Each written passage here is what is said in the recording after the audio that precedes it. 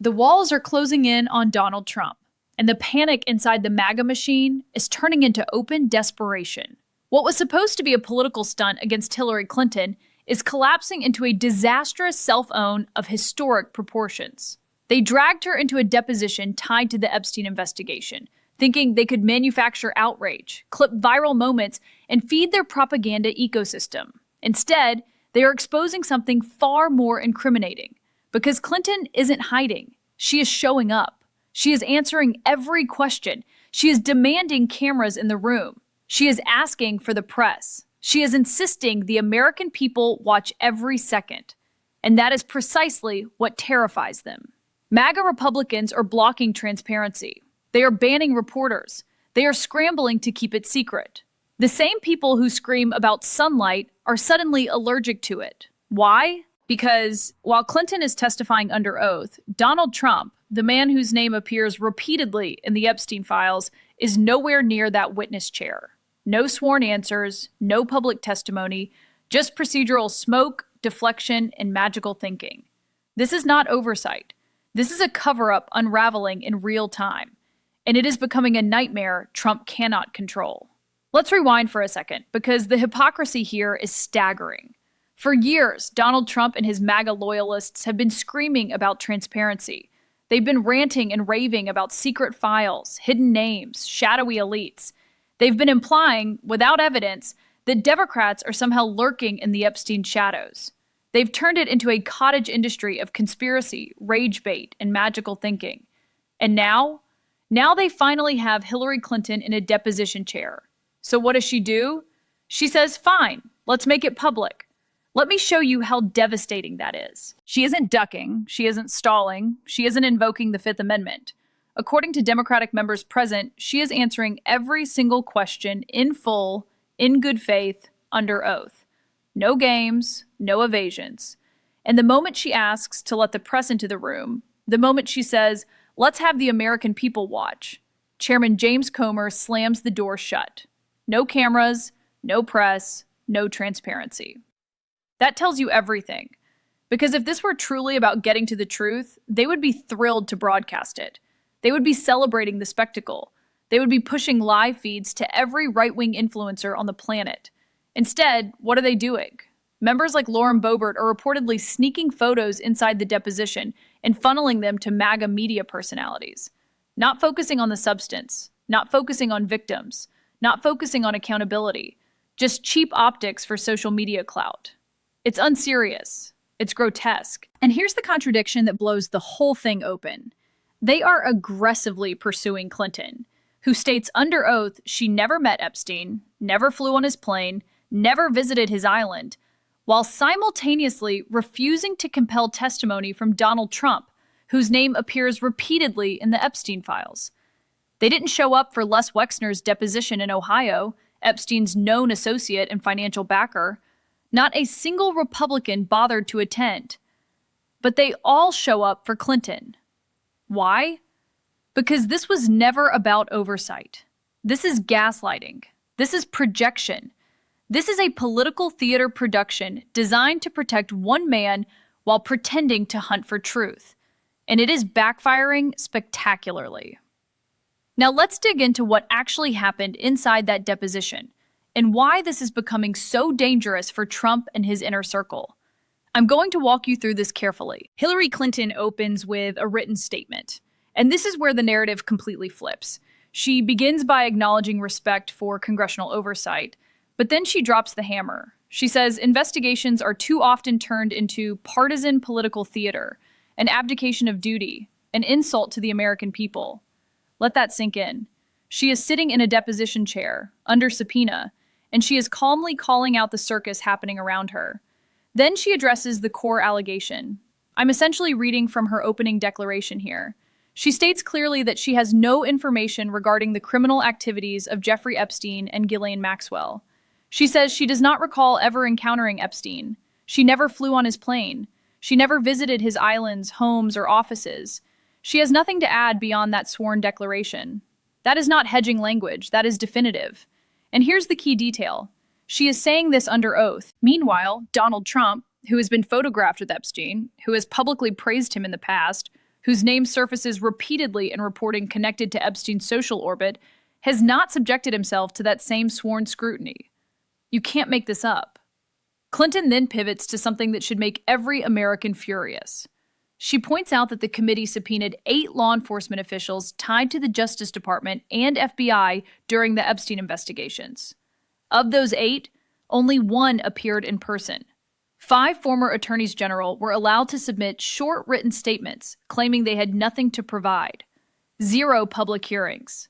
0 media access. And when Les Wexner, Epstein's powerful associate and financial patron, was deposed in Ohio, not a single Republican member of the committee showed up. Not one. Gross. But they all managed to be present for Clinton's deposition. That's not oversight. That's selective theater. And it gets worse. Clinton highlights what she calls an institutional failure designed to protect one political party and one public official. That line is devastating because it frames this entire investigation as a shield operation, not a truth-seeking mission. Now let's talk about the broader implications. Democratic members outside the deposition are demanding the immediate release of the full, unedited transcript within 24 hours. Why? Because Clinton herself requested the press be allowed in. That request was denied. If Republicans truly believe she is hiding something, transparency would be their best weapon. Instead, they are resisting it. Why would you block cameras if you think your target is going to incriminate herself? Unless the real fear is that she won't.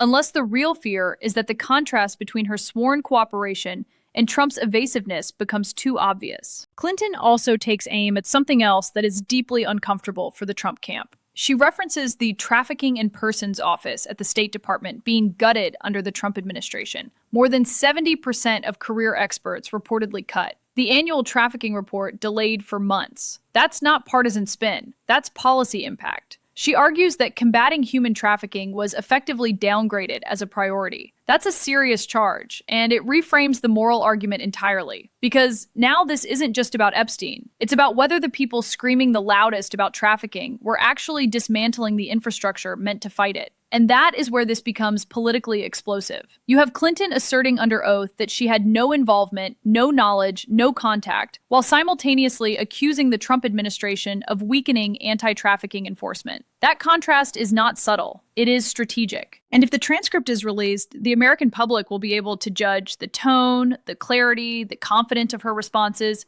which may be exactly what MAGA leadership is trying to avoid. Because the deeper this goes, the clearer the imbalance becomes. One side is testifying, the other side is hiding. And that asymmetry is becoming impossible to ignore. Now step back and look at the bigger pattern here, because this is not an isolated episode. This is part of a much larger unraveling. Donald Trump is not operating from strength right now. He is reacting, he is deflecting, he is ranting and raving at rallies, mixing up names, confusing timelines, spiraling into grievance monologues that sound less like policy and more like late-night conspiracy radio. And while that is happening, his allies in Congress are staging what looks increasingly like a desperate distraction campaign.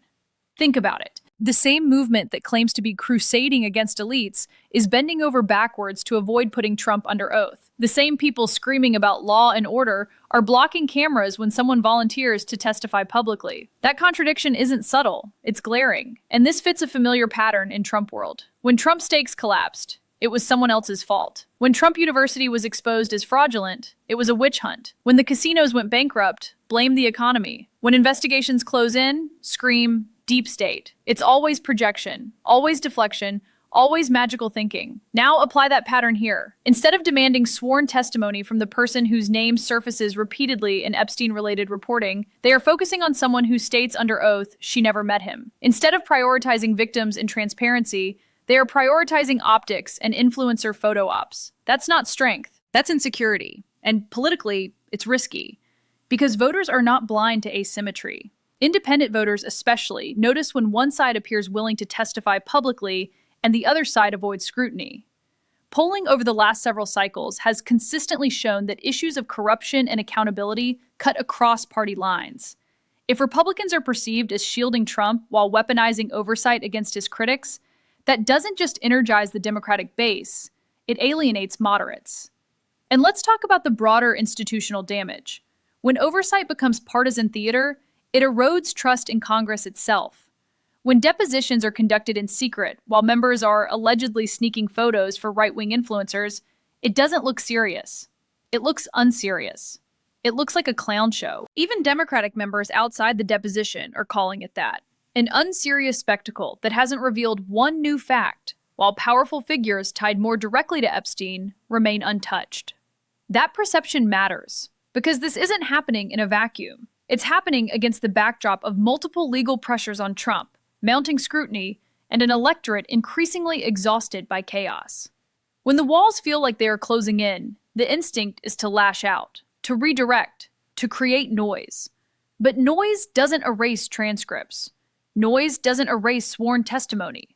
Noise doesn't erase who is willing to sit under oath and who isn't. And that's why this moment feels different. It doesn't look like control. It looks like the beginning of the end of the illusion.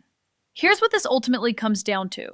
One side is showing up under oath, answering questions, demanding transparency. The other side is blocking cameras, avoiding sworn testimony, and scrambling to control the narrative. That is the difference between accountability and fear. This isn't about partisan loyalty. It's about whether powerful people are going to be treated like everyone else under the law. It's about whether Congress is going to protect victims or protect politicians. If Donald Trump has nothing to hide, he should testify, publicly, under oath, period.